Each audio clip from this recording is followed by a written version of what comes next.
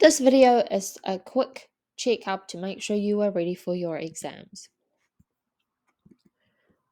First of all, make sure that you bring the appropriate stuff to your exam. Make sure you have a pen, but also that you have a backup pen and a backup for your backup pen. Running out of a pen in an exam is a bad idea.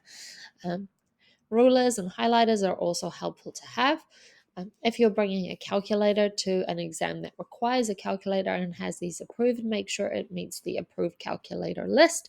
You can Google this by putting in NZQA approved calculator list in Google and the list will come up.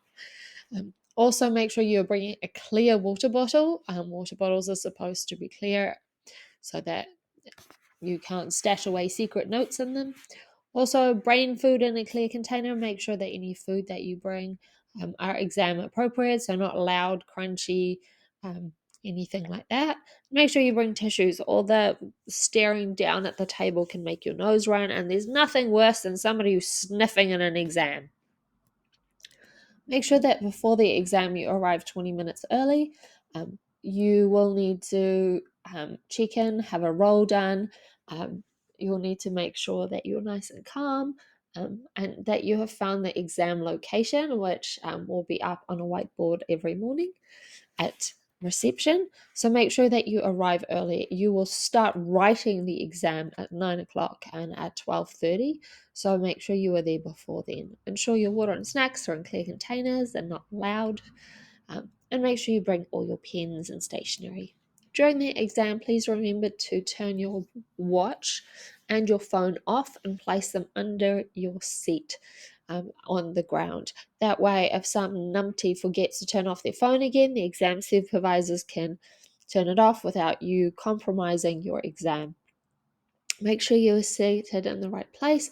Lots of our exams have particular names on them because different students are doing different papers. So make sure you sit where you are told. Make sure you do not communicate with other students at all during or anyone else except for the exam supervisor. That includes gesturing, no high-fiving as you finish the exam, none of that nonsense, please. Also, a reminder not to use twink or pencil.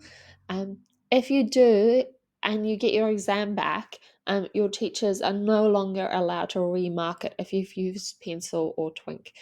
So make sure you do not use those things. In fact, you shouldn't even bring twink to an exam.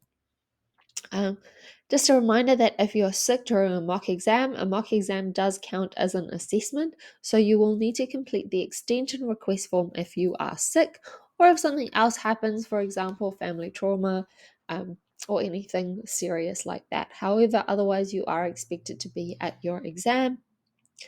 I wish you the best of luck for your exam.